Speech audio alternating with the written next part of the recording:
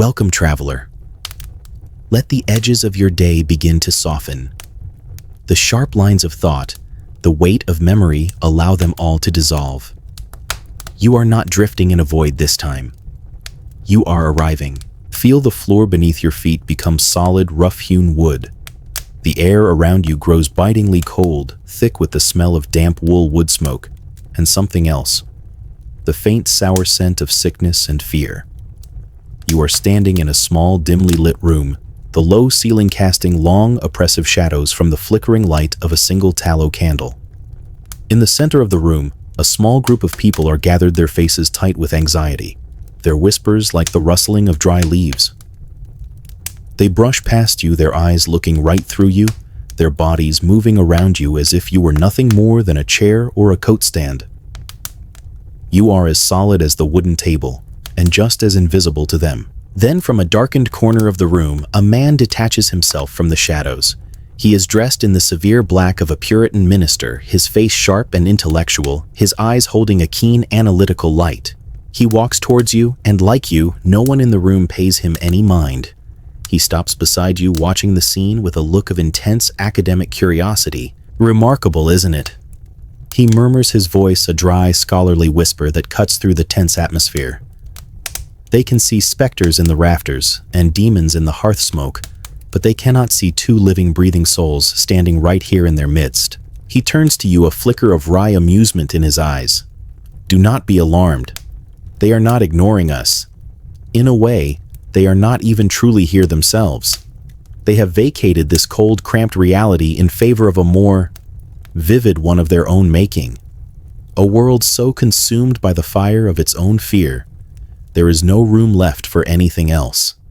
I am Cotton Mather, a minister, a scholar, and for tonight, your fellow observer in this sad theater of the absurd. He gestures with a slight nod towards the bed, where two young girls are trembling fitfully. Since we are already here unnoticed and mercifully unburdened by the need to participate in this escalating social contagion, perhaps you will stay and watch with me. Consider it a unique opportunity, a chance to observe a perfectly rational, God-fearing community systematically dismantle itself with nothing more than whispers, nightmares, and a few poorly interpreted Bible verses. It is a chilling lesson in human psychology you will not find in any of my books. And I should know, he adds with a final pedantic sigh, I have written a great many of them. This is Sleep Among Titans. And you, dear listener, are exactly where you're meant to be. If your eyes are still open, welcome. If they're starting to close, that's perfect too. The story will wait. It always has. And if this night brings you calm, I'd love to know.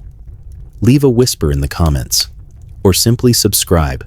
Leave a lantern lit so the next dream can find you. You are standing now beside the Reverend Cotton Mather, a silent, unseen partner to his lonely vigil. The small room in the Reverend Parris's house is thick with the heat of too many bodies and the cold of a shared, unspoken terror. It is a space suffocating with piety and panic. Through the gaps in the crowd, you see the source of it all, the small cot where Betty Parris and Abigail Williams lie, their bodies racked by fits and fevers that no earthly medicine can touch. The air you breathe is a tapestry of scents, heavy and complex. There is the sharp, acrid smell of wood smoke from the poorly drafted chimney, a scent that clings to the rough wool of every coat and shawl. Beneath that is the sour, close smell of unwashed bodies, of human sweat born not from labor, but from sheer undiluted fear. And fainter still, a medicinal herbal scent, perhaps wormwood or tansy, hung from the rafters in a futile attempt to ward off a sickness that is not of the flesh. The room hums with a low, constant murmuring, a blend of whispered scripture and anxious gossip, a sound like a hive of bees on the verge of swarming. Mather has not moved. His posture is one of profound intellectual stillness, a rock of contemplation in a river of human anxiety. He watches the scene, his dark eyes missing nothing. Not the way a neighbor glances with sudden suspicion at a friend, nor the way the Reverend Parris's hands tremble as he tries to smooth his daughter's brow. Mather then turns his head, his gaze leaving the spectacle of the afflicted girls and finding you once more in the shadows. He leans in so close you can feel the faint, dry coolness of the air he displaces, and his voice becomes a current of low, steady reason in the chaotic room. It is a marvel, is it not? He whispers his voice, a dry rustle of parchment, a stark contrast to the wet emotional grief of the other villagers. How the eye chooses what it sees. These good, terrified people, he continues his gaze sweeping over the huddled forms. They look upon this scene, and they see a cosmic battleground. They perceive legions of invisible demons dispatched from the pits of hell to torment these poor children. They can trace the path of a specter across the room with a terrified certainty. He pauses, a flicker of something not quite amusement, but a deep, weary irony in his eyes. And yet you and I, two grown men of flesh and blood, of solid weight and dimension, we are as mist to them. They brush past you, their shoulders jostling yours, and they do not feel it. Their eyes look directly at you, and they see only the wall behind. Their senses are so attuned to the invisible world, they have become entirely blind to the visible one. It is a most peculiar and troubling form of enlightenment. You follow his gaze back to the villagers. He is right. You are a ghost here, but a ghost of a different sort. Your invisibility is not supernatural. It is a consequence of their absolute, all-consuming focus. Their reality has narrowed to this single point of terror, and anything outside of it has simply ceased to exist. He makes a subtle gesture, an invitation to a deeper form of perception. Listen with me, friend. Listen past the frantic prayers. You quiet your mind, and you begin to hear the room's true symphony. You hear the high, thin moan of the winter wind as it forces its way through the cracks in the walls, a lonely, desolate sound from the world outside. You hear the groan of the house's green timber frame as it settles, a sound like an old man shifting in his sleep. And beneath it all, you hear the frantic, shallow breathing of the onlookers, a collective gasp for air in a room where fear has stolen the very oxygen. It is a vacuum. Mather murmurs, his tone precisely that of a physician diagnosing a patient. Reason and logic require air to breathe. But fear thrives in a vacuum. It replaces what is known with what is imagined, and it convinces the mind that the imagined thing is the truer reality. He draws your attention to one of the afflicted girls on the bed. Her eyes are clenched shut, and she lets out a piteous cry, arching her back as if struck by an unseen hand. A collective shudder runs through the crowd. A woman near the hearth sobs into her apron. They see a blow from a demon's fist, he whispers to you. I see a story. A story the body is telling because the mind does not have the words for it. A story of confinement, perhaps. Of a world that is small and gray and offers no escape for a bright, frustrated spirit. When the mind is caged, sometimes the body learns to fly or to fall in the most dramatic fashion. His observation is not unkind. It is deeply, profoundly sad. He is not mocking the girl. He is grieving for the poverty of her world, a world so bereft of options that this strange, terrible performance has become her only form of expression, her only source of power. And that, he says, his voice now heavy with the weight of the thought, is the true tragedy here. Not the imagined demons, but the very real ones. The demon of ignorance. The demon of a life lived without hope or possibility. Those are the specters that truly haunt this village. And they are not so easily exorcised with prayer. He falls silent, leaving you to contemplate the immense, heartbreaking gap between what the villagers see and what he is showing you. You are caught in the middle, a silent witness to both the terrifying performance of the girls and the profound, lonely diagnosis of the scholar.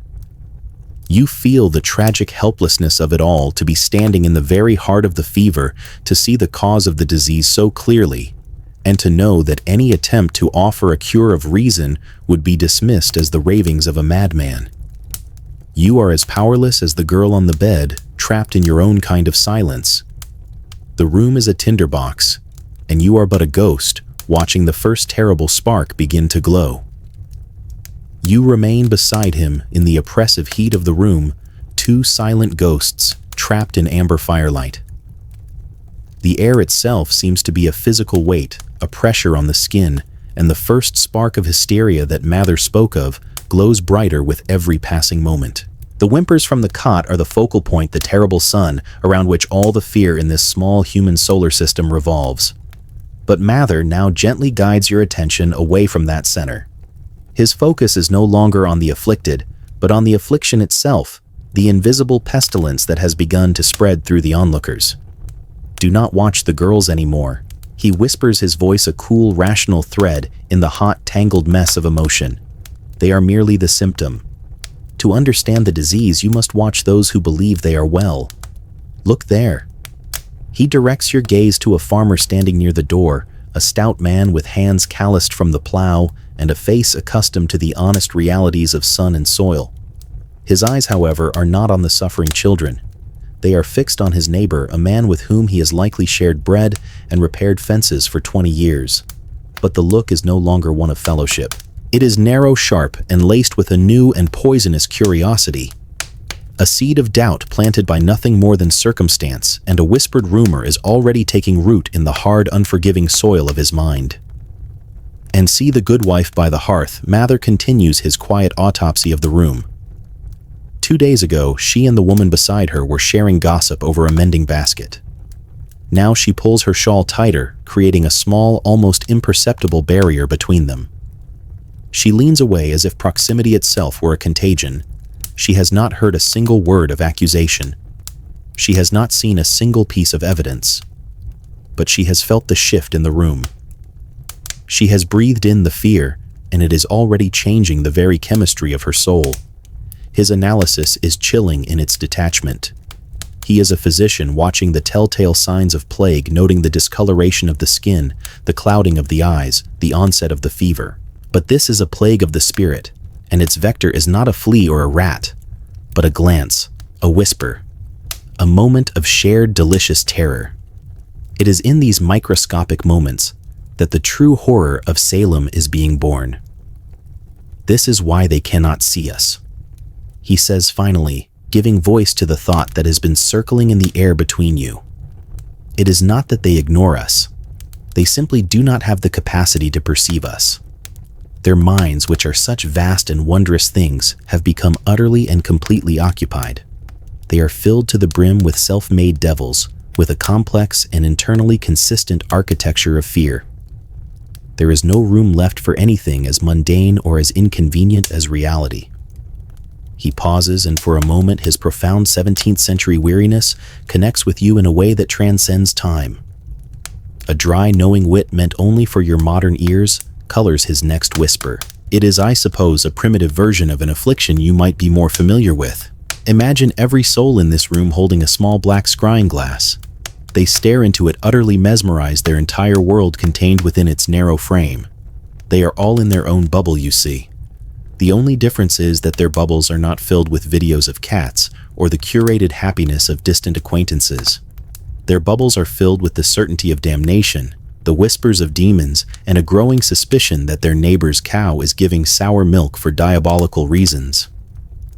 The observation is so sharp, so unexpectedly modern, that it almost makes you smile. But the humor is a fleeting spark extinguished by the grim reality of the scene. These people are not looking at screens. They are looking into the abyss of their own deepest anxieties, and the abyss is looking back, wearing the faces of their friends. And that is the terrible power of this contagion. Mather reflects his tone, shifting back to one of somber analysis. It requires no proof, only belief. A lie, if it is terrifying enough, and if it is repeated with enough conviction, becomes a truth more solid than that hearthstone. It becomes the rock upon which they build their church of fear. How can my logic, my books, my carefully constructed arguments about the nature of God's providence compete with that? You cannot reason a person out of a belief they were never reasoned into in the first place. He gestures again toward the farmer by the door, who has now taken a half step away from his neighbor, his hand unconsciously resting on the small Bible tucked into his belt.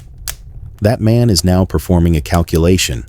He is weighing 20 years of shared harvests and neighborly kindness against the thrilling, absolute terror of this single night.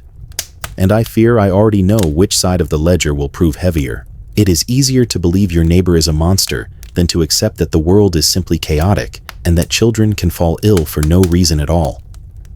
A monster can be fought. It can be named, accused, and hanged.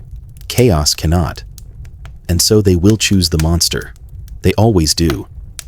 In his words, you feel the profound, lonely grief of the intellectual.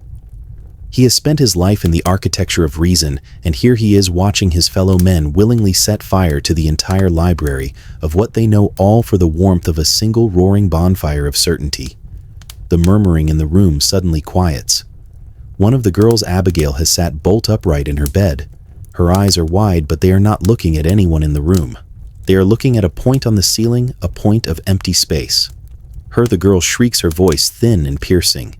She raises a trembling, accusatory finger. It is she who pinches me. Goody Proctor, I see her. I see her now. A collective gasp sucks the remaining air from the room.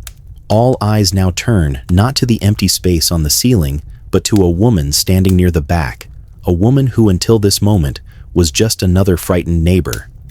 But she is no longer a neighbor. In the space of a single scream, she has been transformed. She is now the accused. She is now the monster. Mather lets out a slow, almost inaudible sigh, a sound of utter defeat. And so it begins. He breathes his voice, a prophecy of all the sorrow to come. The spark has found its kindling. The fever has found its name. Now, we shall see how great a fire it makes before it burns itself out.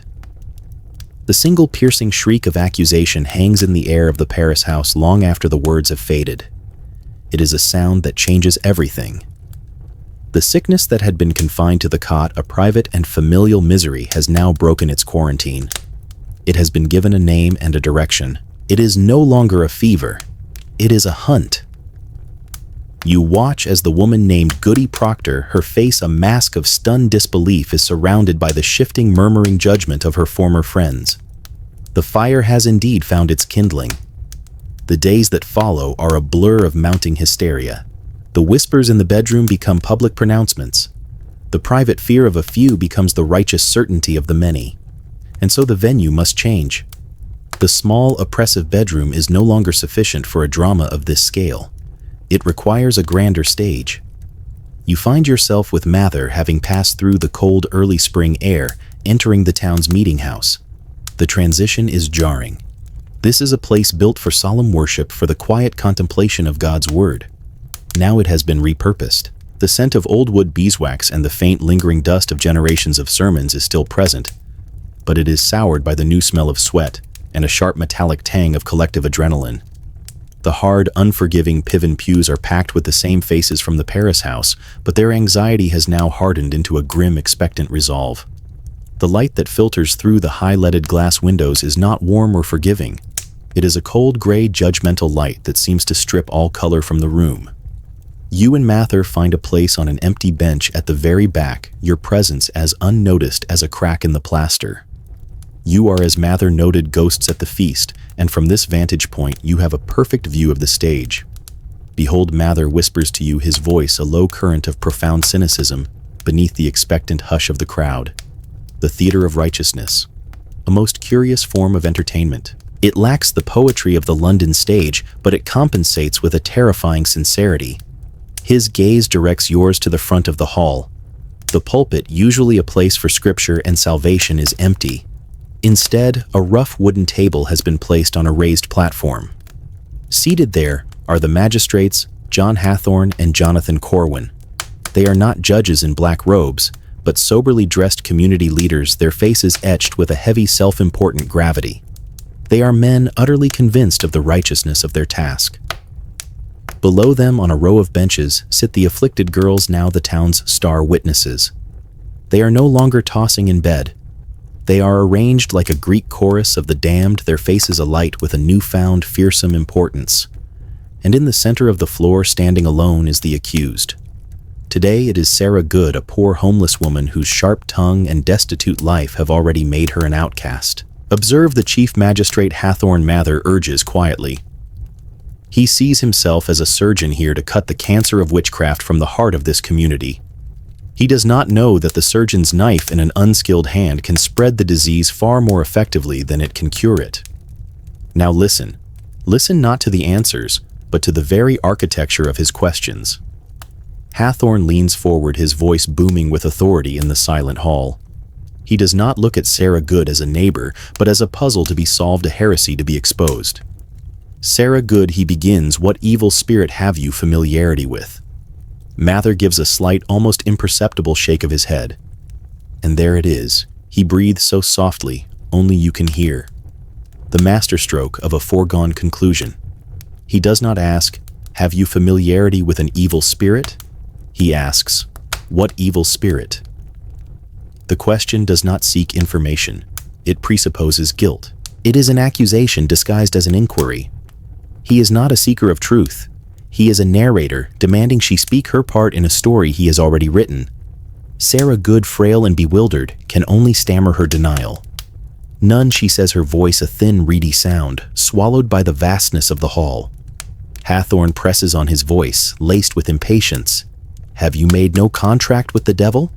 "No," she insists, her hands twisting in the rags of her dress. "Why do you hurt these children?" He thunders, pointing a rigid finger at the row of girls. This is the question that breaks her. You can see it on her face. You watch the wave of utter soul-crushing confusion wash over her features. Hurt them. She has done nothing. She has been begging for scraps of food, sleeping in ditches.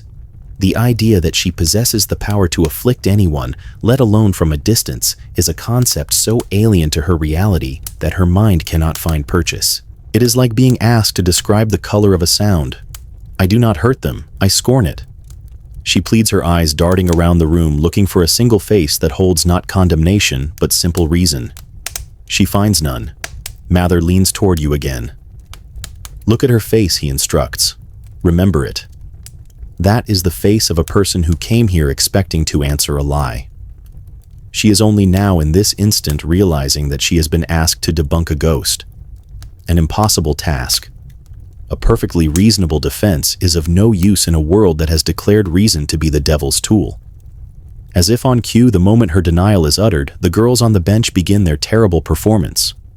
One of them shrieks, clutching her throat. Another cries out that she is being bitten, pointing a trembling finger at Sarah Good.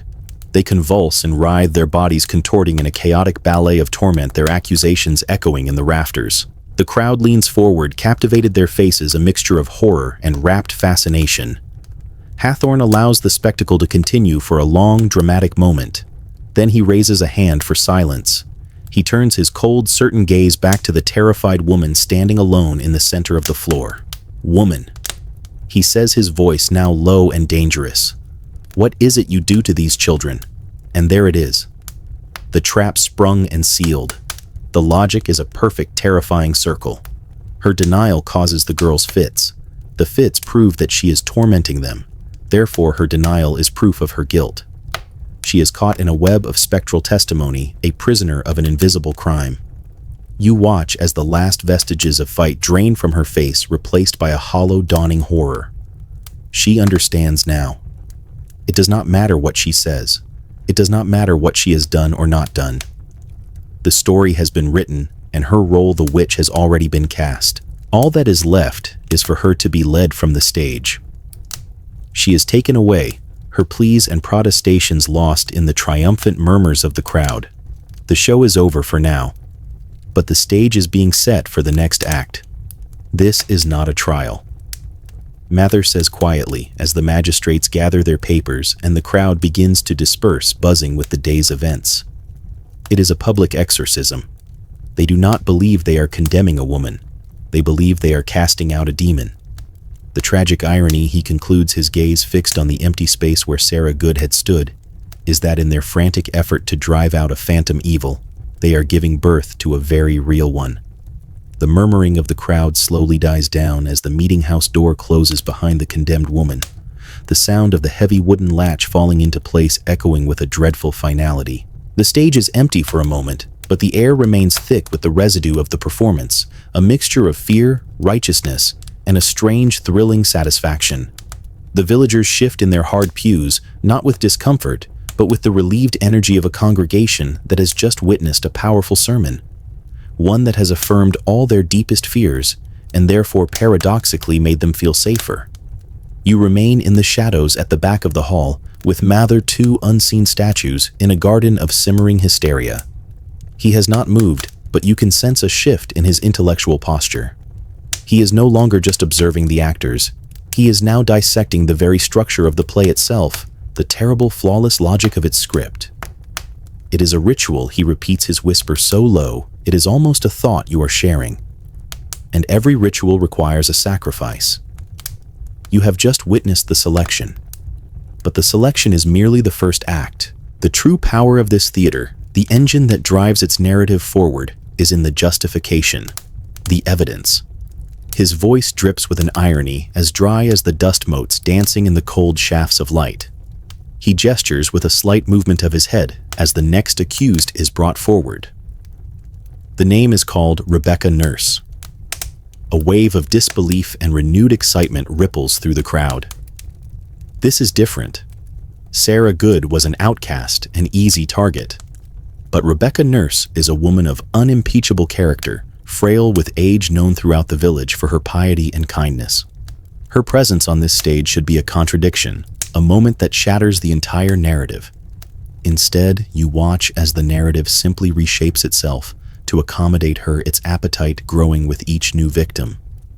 She stands before the magistrates not with the bewildered terror of Sarah Good, but with a quiet, sorrowful dignity. There is no fear in her eyes, only a profound and weary confusion, as if she has been called to answer for a crime in a language she does not speak. Now you shall see the system at its most brilliant. Mather murmurs, his tone a mixture of intellectual admiration and moral horror.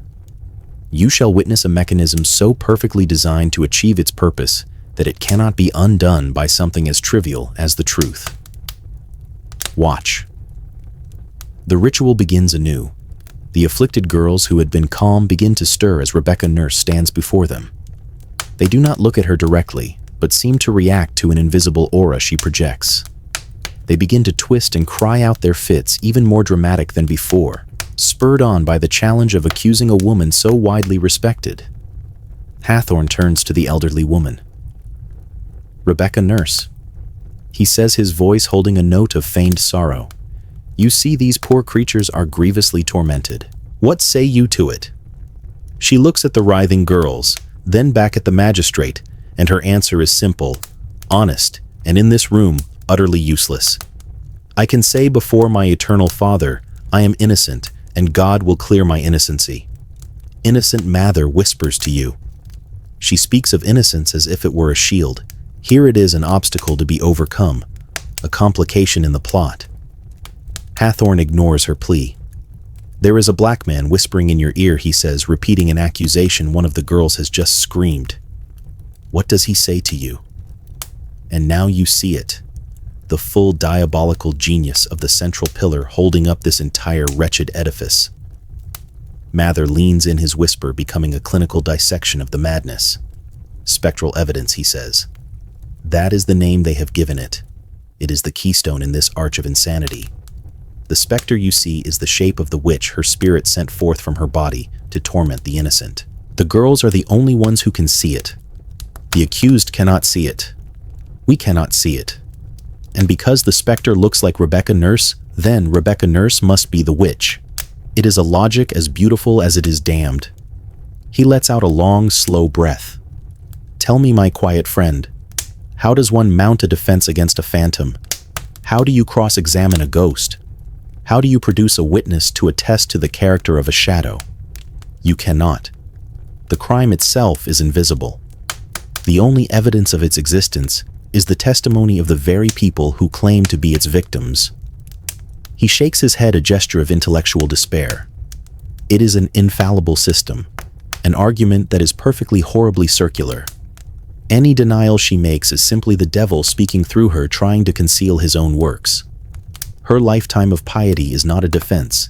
It is merely proof of the devil's cunning in cloaking his servants in the guise of saints. She cannot prove her innocence. She can only confess her guilt. It is the only path they have left open for her. A rare dark humor touches his voice as he offers a final chilling analysis for your ears only.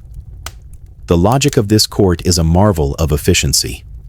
It is a simple closed loop, a rudimentary calculating engine with but a single line of instruction. If the evidence contradicts the conclusion, dismiss the evidence. There is no possibility for error, you see, because any contradiction is merely further proof of the system's correctness. It is a prosecutor's dream.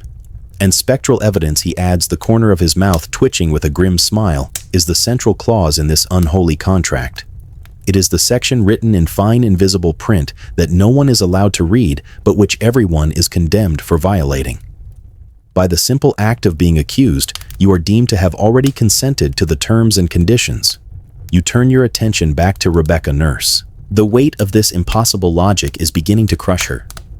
The quiet dignity is still there, but it is now framed by a look of profound, heartbreaking despair. She understands. Her good name, her years of Christian charity, the love of her family, all of it has been rendered meaningless.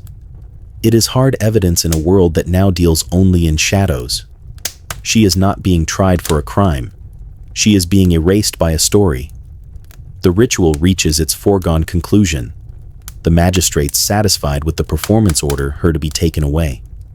She is led from the hall, a pillar of bewildered grace in a sea of righteous condemnation. The show is over. The system has worked. Mather watches her go, his face unreadable. They are not destroying a witch. He says softly, a final eulogy for the woman and for the concept of reason in this place.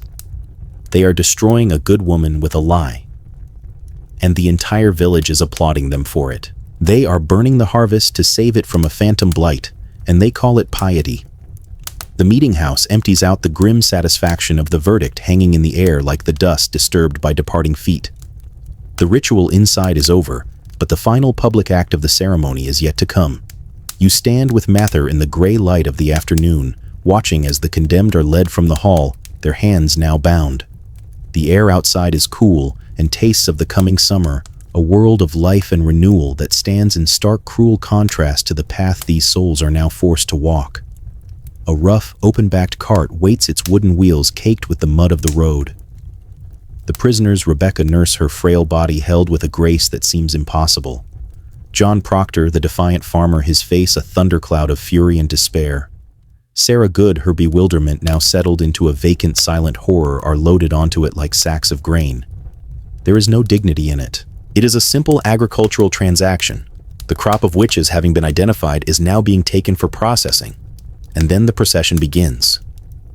You and Mather are absorbed into the crowd that follows the cart, a slow-moving river of humanity, flowing towards the place they now call Gallows Hill. You are a part of it, yet utterly separate. You feel the jostle of a shoulder from a man eager to get a better view. You hear the high-pitched chatter of two women just behind you. But your presence is entirely unacknowledged. You are ghosts, once more swept along in a current of morbid communal purpose. Mather leans toward you, his voice a low, horrified murmur against the noise of the crowd. Look at them, he says, his gaze not on the prisoners but on the people. Observe them closely. This is not a funeral procession cloaked in solemnity and grief. This is a festival of purification. He is right. As you walk, you begin to notice the details that compose this grotesque tapestry. A group of men pass a leather flask of hard cider between them, their laughter sharp in the cool air. Two women, their faces flushed with exertion from the walk, continue a long and detailed conversation about a dispute over a stray pig, their voices rising and falling with the cadence of everyday life. You see children, their eyes wide with a mixture of fear and excitement, darting in and out of the procession, treating this grim parade as a thrilling new game. They are not here to mourn. They are here to watch. It is a breathtaking feat of moral compartmentalization. Mather whispers his words, a clinical observation of a spiritual sickness. That man there, he nods towards a blacksmith whose arms are thick with muscle. He is discussing the price of corn. In the next breath, he will shout a curse at the woman in that cart, a woman who bought milk from his wife just a month ago. He feels no contradiction. In his mind, she is no longer a person. She has been stripped of her humanity and reclad in the simple, convenient costume of a monster. And one does not feel empathy for a monster. One feels a thrill at its destruction. The sun beats down, and the dust from the road rises in a fine golden cloud coating everything. It gets in your throat, in your eyes. The sound is a constant low hum of chatter punctuated by the rhythmic, mournful creak of the cart's axle and the steady, shuffling tramp of 100 pairs of feet. You focus on the prisoners in the cart. They are silent. They do not look at the crowd. They seem to have retreated into a private interior world, a last sanctuary of the self that the crowd cannot touch. Their silence is a stark, dignified rebuke to the noise all around them. They believe they are serving God. Mather continues, his voice heavy with a scholar's sorrow. They believe this act of communal condemnation is a form of worship, a public demonstration of their piety. They are purging the village of its demons, and they will sleep better tonight, for it their bellies full and their consciences clear. They will return to their homes and praise the Lord for his terrible, swift justice. He lets out a long, slow sigh. The God they serve today is not the God of mercy or of grace. The God they serve today is a grim, bloodthirsty idol of their own, making an effigy built from their fear and named with the name of their neighbor. You see a woman offer a piece of dried apple to her young son as they walk. He takes it, chewing thoughtfully, his innocent eyes fixed on the bound figures in the cart ahead. He is learning a lesson today, a lesson about justice, about community, about the nature of evil. You can only imagine what strange and twisted fruit will grow from the seed being planted in his young mind. This is the true poison of it, Mather says, as if he has followed your very thought. It is not just that we are killing these people. It is that we are teaching our children to celebrate it. We are turning an execution into a civic duty, a spectacle into a sacrament. And the heart of the next generation is being hardened by a righteousness that is utterly devoid of compassion. The procession continues its slow, inexorable journey. The village falls behind, and the path begins to climb a low, bare hill that stands stark against the blue sky. As you draw closer, the mood of the crowd begins to shift. The casual chatter subsides, replaced by a more focused, expectant hush. The flask of cider is tucked away. The conversation about the price of corn is forgotten. The parishioners have arrived at their new unholy church. The sermon of rope and wood is about to begin. As the procession reaches the base of the low, windswept hill, a change comes over the crowd. The casual chatter and shared gossip begin to fade, replaced by a more focused, almost reverent hush. The final destination is in sight, and the reality of their purpose settles upon them like a shroud. This is no longer a simple walk. This is the culmination. You and Mather find a position on a slight rise, a little apart from the main throng, yet still enveloped by their presence. From here you can see it all, the stark, grim simplicity of the gallows, a skeleton of rough-hewn timber against the vast, indifferent blue of the sky. It is a crude instrument built for a crude purpose. Below it, the crowd arranges itself not with the solemnity of mourners, but with the practical jockeying of spectators at a public event. Families spread blankets on the grass. Men lean against outcroppings of rock, arms crossed, their faces set in grim anticipation. They are settling in for the show. The parishioners have arrived at their new church. Mather murmurs, his voice a low thrum of disbelief and sorrow.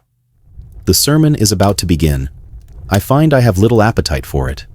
The prisoners are helped down from the cart. Their movements are stiff, their faces pale but composed. They have, it seems, traveled beyond fear and into a realm of quiet, weary acceptance. A local minister ascends the scaffold with them, his open Bible fluttering in the wind. He speaks to them of repentance, of confession, his voice a drone that is mostly lost to the breeze. Mather pays him no mind. His focus is entirely on the audience.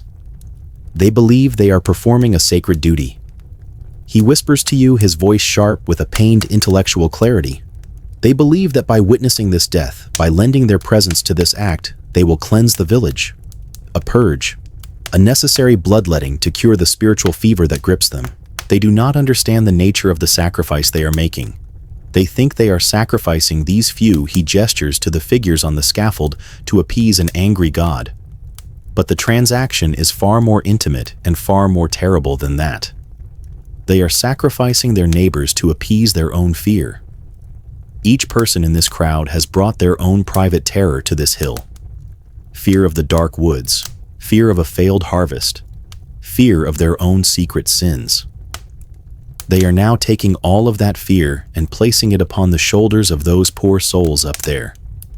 And when the rope tightens, they will feel a moment of profound communal relief. They will feel clean. As the final preparations are made on the scaffold, a great wave of emotion rolls through the crowd. It is a palpable force of physical presence in the air. It is a complex cocktail of self-righteousness, of pity, of morbid curiosity, and of a deep unifying terror. You can feel it wash over you, a current of intense shared feeling, but it does not touch you. Do you feel it? Mather asks, his voice barely a breath. The great swelling tide of their conviction.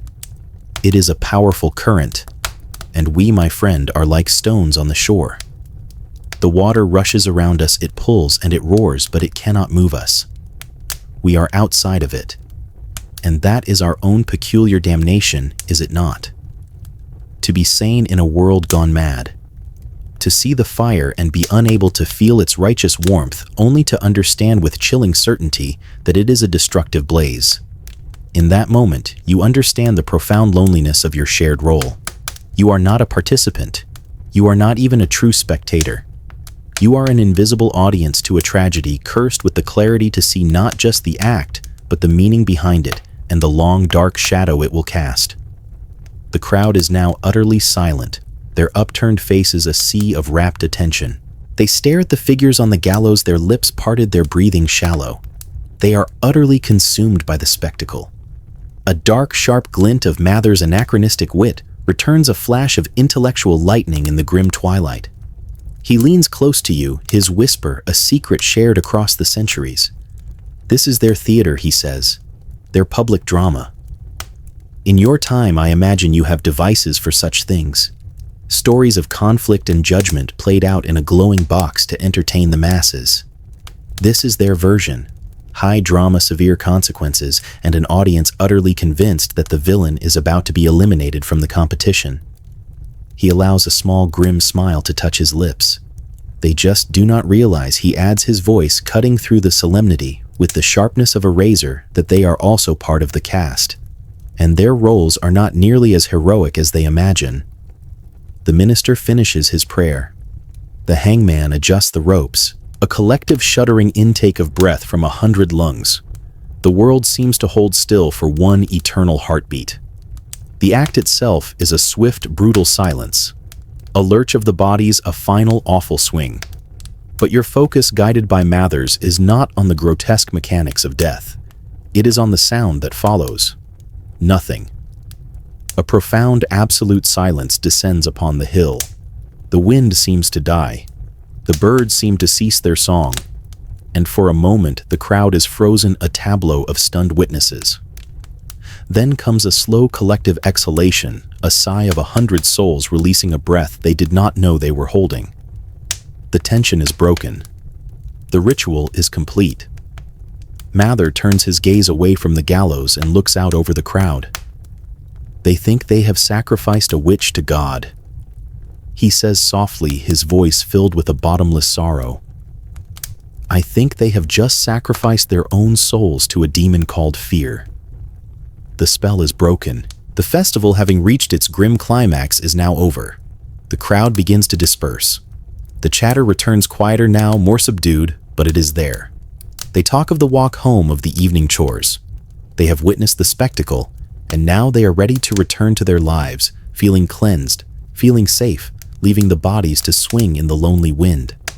The crowd scatters from Gallows Hill like dry leaves in the wind, leaving you and Mather in a profound and sudden silence. The setting sun bleeds across the horizon, painting the clouds in shades of bruised purple and funereal orange. The air grows cooler, carrying the scent of cut grass and the deep, earthy finality of the day's grim work. The spectacle is over. The catharsis is complete. The villagers are returning to the warmth of their hearths, their fear momentarily sated by the sacrifice they have just witnessed. But the story of the day, Mather seems to communicate with a slight turn of his head, is not yet over. The public ritual of spiritual condemnation has concluded. Now the private, practical business of material consequence must begin. You follow him away from the lonely hill, not back toward the village center, but along a quiet, dusty track that winds towards the farmlands. The twilight deepens around you, a soft gray blanket that muffles the world. The only sounds are the chirping of crickets and the soft tread of your own unseen feet beside the scholars. You arrive at the Proctor farmstead. It is a good, honest place. You can feel it even before you see the details. It is a testament to a life of hard, unceasing labor. A sturdy farmhouse, its timbers solid, sits nestled amongst fields that until recently were meticulously tended. A scent of hay and livestock, and the lingering sweetness of applewood from a cold chimney hangs in the air. This was a home, a small self-contained kingdom built not by decree, but by the sweat of a man's brow and the strength of a woman's hands. But the peace of the place has been broken. Several horses are tied to the fence, and the figures of the town sheriff and his deputies move in and out of the house, their forms dark and purposeful in the fading light. They are not here to pay their respects. They are here to do a job. Mather gestures with his chin toward the open doorway, an invitation to witness this final quiet violation. You step with him across the threshold, and the warmth of the home is gone, replaced by a cold, bureaucratic air. You are invisible guests at the dissection of a life. The sheriff, a man named George Corwin, stands in the center of the main room, holding a clipboard and a piece of charcoal. He is not a cruel man, you sense, but a man for whom duty has become a set of blinders, allowing him to see only the task at hand. His deputies move through the room with a methodical, unemotional efficiency. It is a fascinating study in priorities. Mather whispers, his voice a cool, sharp edge in the thick, sorrowful silence of the house. This morning, the court was consumed with the fate of John Proctor's immortal soul. This evening, the Commonwealth is consumed with the fate of his pewter mugs. It seems the latter is a matter of far more meticulous record-keeping. You watch as a deputy lifts one of those pewter mugs from the mantelpiece. He turns it over in his hands, his thumb rubbing its smooth, cool surface, not in appreciation, but in assessment. 6 pewter mugs, he calls out to the sheriff, who makes a neat, precise mark on his ledger. The process continues, a litany of a life being unmade. 1 pine table. Thump. The deputy's hand slaps against the solid wood of the table where the Proctor family once broke bread. 4 matching chairs. Scrape. He pulls one out, testing its sturdiness. 1 iron cauldron of good make. They move to the hearth, their heavy boots loud and alien on the stone floor. They are cataloging the very heart of the home, the instruments of its warmth and nourishment. Mather guides your attention to a small carved wooden cradle in the corner, its surface smoothed by the touch of generations. The sheriff glances at it, then at his list. 1 cradle of little value, he notes, and moves on. The cradle, a vessel of so much life and hope, is dismissed in a breath. They are not merely taking his things. Mather murmurs, his voice laced with a cold anger that is more chilling than any shout. They are taking the physical form of his memory. Every nail in these walls, every scuff on this floor is a part of his story. They are not seizing property. They are seizing a man's history, and they are selling it to pay for the rope that hanged him. The violation feels absolute. You see a deputy enter the bedroom. You hear the sound of a wooden chest being opened. He emerges a moment later holding a woman's sewing basket woven from sweetgrass. With a careless gesture, he tips its contents onto the table. A cascade of small, intimate objects tumbles out, spools of thread in muted colors, a silver thimble, a half-mended child's stocking with a needle still threaded through the wool, a small polished seashell that a child must have brought home from a trip to the shore. The deputy separates the silver thimble, a thing of measurable value, and places it in a small leather pouch. He sweeps the rest, the threads, the stocking, the shell, the worthless detritus of a woman's quiet hours, onto the floor with the back of his hand. Mather's jaw is tight. A home is a sacred space. He says, his voice low and intense. A small kingdom built by the hands of a family. What we are witnessing is not an inventory. It is an invasion. A quiet, orderly sacking of a life's work. They called John Proctor a traitor to God. They claimed his soul was forfeit. But it is the state in its cold, methodical hunger that now behaves like the true devil devouring the house of the righteous. The officials finish their work in the main room. Their list is long. The ledger is a neat column of a man's entire existence, reduced to wood and iron and pewter, ready to be converted into shillings and pence. They have done their duty. The law has been satisfied. As they prepare to leave for the night, their lanterns casting long, distorted shadows on the now barren walls, you stand with Mather in the center of the violated space. The silence that fills the room now is different from the silence on the hill. That was a silence of awe and finality. This is a silence of emptiness, of absence. It is the sound of a home that has had its heart torn out. Mather looks around at the catalogued condemned objects, then towards the darkened doorway. The state has made its claim, he says softly. The law has taken its pound of flesh. Now, let us step outside and see what the neighbors have come for. You step out of the Proctor house with Mather leaving the cold catalogued silence behind. The twilight has deepened into a bruised, star-pricked darkness. The sheriff and his men have mounted their horses, their forms now just dark shapes disappearing down the road, their ledgers filled with the grim arithmetic of a dismantled life. A profound quiet settles over the farmstead, the kind of quiet that feels heavier and more empty than any sound, but you are not alone. At a respectable distance, huddled near the stone wall that marks the edge of the property, a small clutch of neighbors still lingers. They are not here to offer comfort. There is no one left to receive it. They are not here to protest. The time for that has long passed. They are here, you realize, simply to watch. They are the silent, patient audience for the final act of this tragedy. The instruments of the law have departed. Mather says, his voice a low murmur in the cool night air. But the audience remains. What do you suppose they are waiting for? The curtain has fallen on the man. Now they wait to see what will become of his worldly stage. He guides your gaze through the gloom, teaching you to see the subtle distinctions in their postures. He points to an elderly woman who stands alone, her hands twisting a corner of her apron. Her face, even in the dim light, is a portrait of genuine sorrow. She is not looking at the house, but staring at the dark, empty space where the front door stands ajar, as if she can still see the ghosts of the family that once lived there. She sees a tragedy, Mather whispers. She sees a neighbor lost, a family destroyed. And in their fate she sees the fragile, precarious nature of her own. Her fear is an honest one. She fears that this sickness could visit her own home, that her own pewter mugs could one day be counted by the sheriff. Then he shifts your attention to a small group of men huddled together, their voices a low conspiratorial buzz that doesn't quite carry on the wind. They are not looking at the house with sorrow. They are looking past it at the dark shapes of the barn, at the fields stretching out into the night. Their gaze is not mournful, it is assessing, calculating. You see one of them nudge the other, pointing not at the home, but at the strong, well-maintained fence that marks the boundary of the Proctor land. But those Mather continues, and his voice loses all trace of pity, replaced by a contempt as cold and hard as iron. They see something else entirely. They do not see a tragedy. They see an opportunity. The word hangs in the air, chilling you more than the night wind. They spoke with such fervor of purging the village of a spiritual stain, he says, his voice dripping with scorn. But it seems the purge comes with a rather convenient inheritance. That man there owes Proctor for a side of bacon, a debt he will now never have to repay.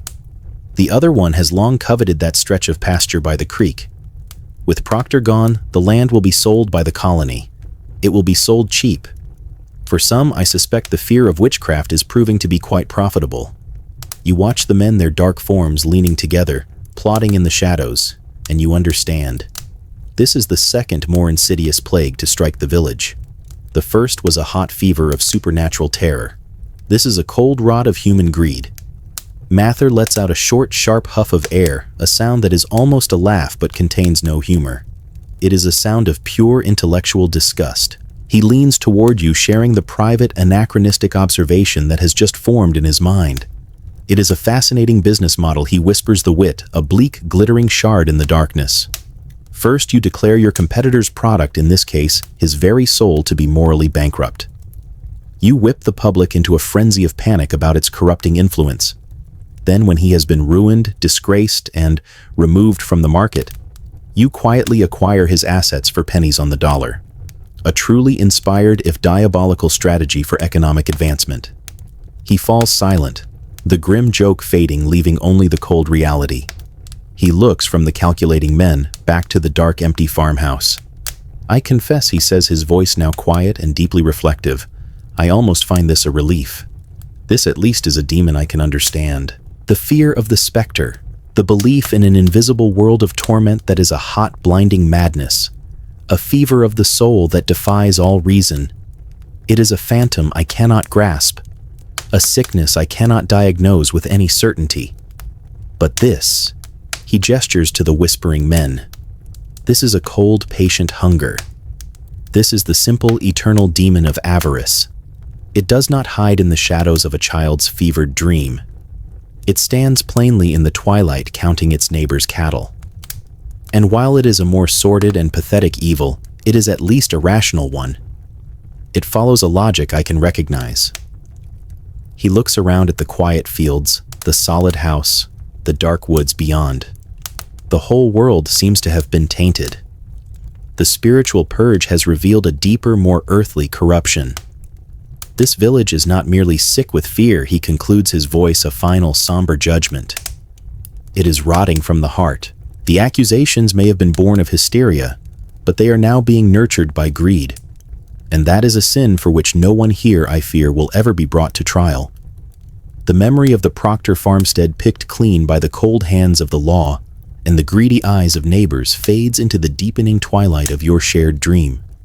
The heat of that terrible summer, with its fever of accusations and its stench of fear, has finally broken.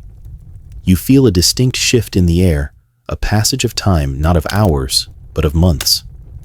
You are with Mather once more, and the world you have returned to is one of cloaked in a late bleak autumn. The vibrant greens of the Massachusetts landscape have surrendered to shades of weary brown and rust. The trees are skeletal, their bare branches clawing at a sky the color of lead. A cold, damp wind whispers through the empty fields, a wind that carries not the scent of wood smoke and life, but the chill of regret and the damp, earthy smell of decay. The fever of Salem has passed, and what is left is the long, shivering convalescence. He leads you back to the very place where the madness was given its official stage, the town meeting house. The last time you were here, the hall was a tinderbox of human emotion packed hot and buzzing with a terrible righteous energy. Today, it is a tomb.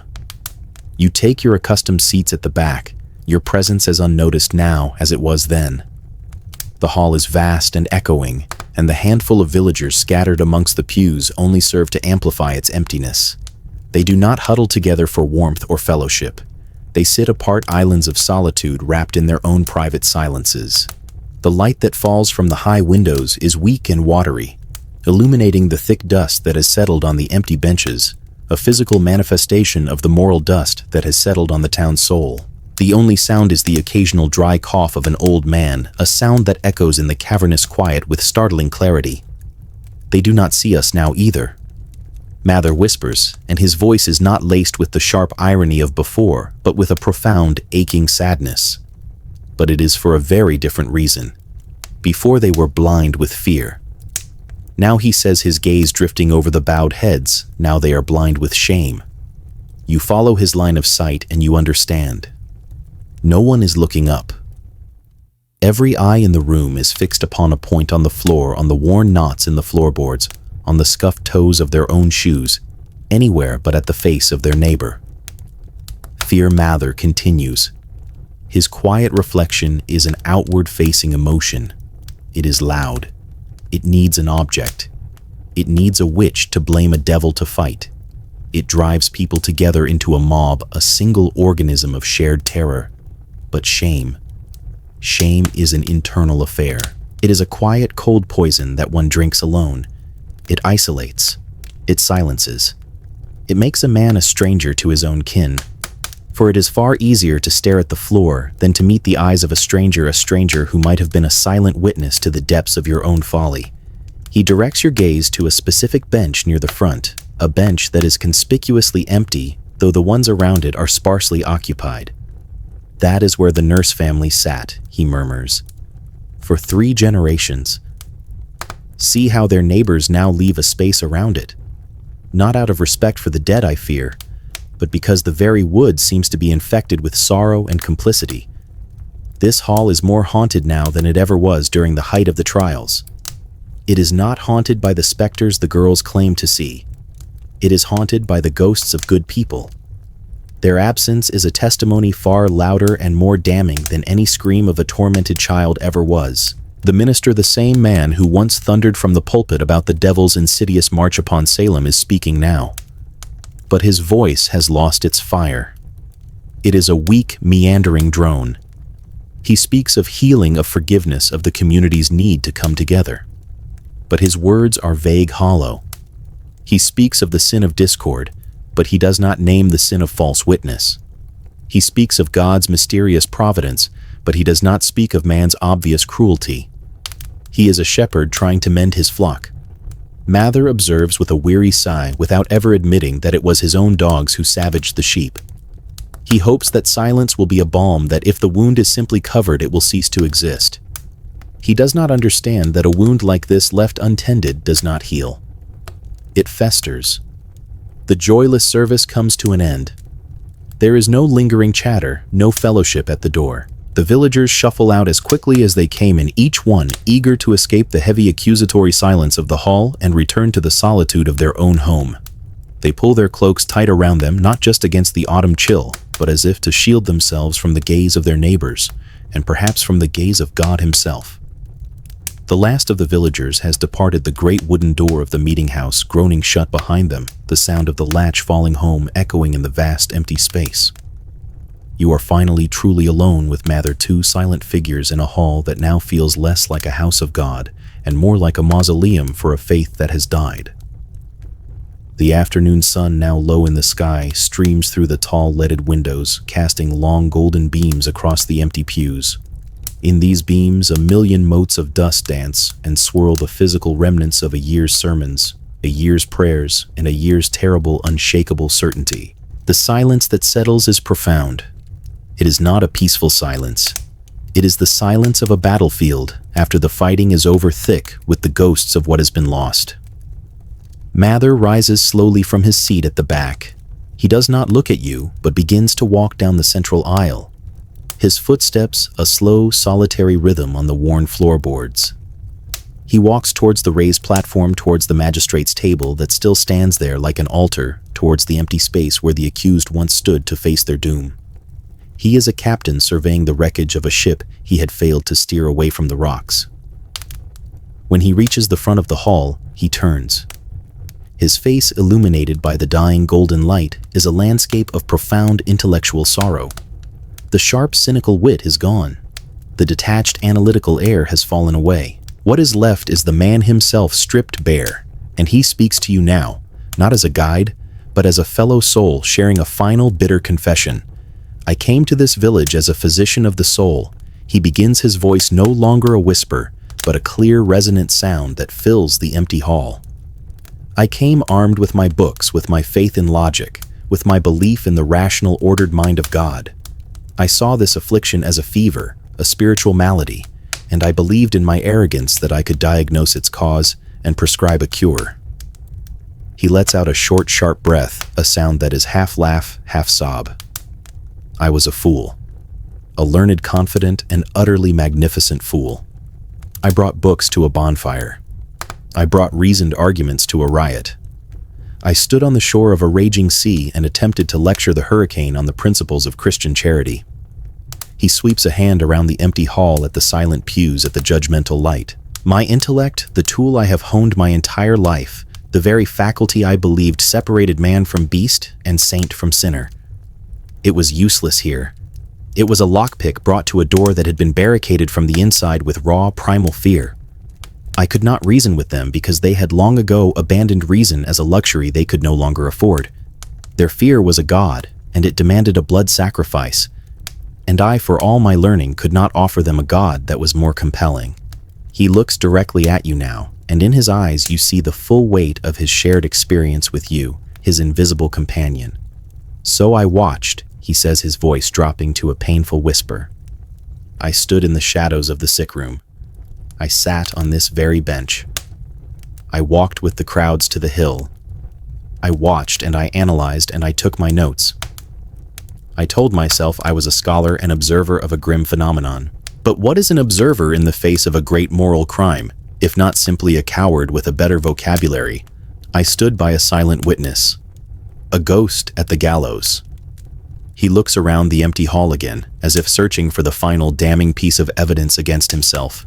He offers a wry, tired, and deeply sorrowful smile. The great conflagration has burned itself out for now. The fever has broken, leaving the patient weak, scarred, and full of a quiet, lingering poison. In the technical language of your own future time, perhaps you would say, the server has been restarted. The anachronism is startling a flash of his old sharp wit, but this time it is directed inward, a tool of self-flagellation. But there is no patch for this is there. He continues, the smile vanishing. There is no clever line of code that can restore the deleted accounts. The names that have been erased from the book of life in this village are gone forever. The system is running again. Yes, but it is running on a corrupted foundation, its memory forever haunted by the ghosts of its own errors. He walks back down the aisle, his shadow stretching long before him until he is standing beside you once more. The last rays of sunlight are fading from the windows. Perhaps in the end, he muses, his voice now distant, as if he is speaking from a great height. We have been wrong about the nature of ghosts all along. A ghost is not the spirit of the dead who returns to torment the living. That is too simple a fairy tale, a story we tell ourselves for comfort. No, he says, a final terrible clarity dawning in his voice. The true existence of a ghost is to be present but unseen, to be a witness to injustice and to do nothing, to be a flicker of conscience in a room full of righteous certainty, a flicker that is dismissed as a trick of the light. We, my friend, we have been the true specters in this story, and now our haunting is done. As he speaks these last words, his form begins to lose its solidity. The edges of his severe black coat soften, becoming one with the encroaching shadows. The meeting house around you dissolves the pews, fading the walls, thinning into mist until there is only the echo of his final words in the quiet darkness of your mind. Leave them now, his voice whispers a final calming benediction. Leave them to their quiet and to the company of the ghosts they have made. Rest now. Your own quiet room awaits. The story is complete.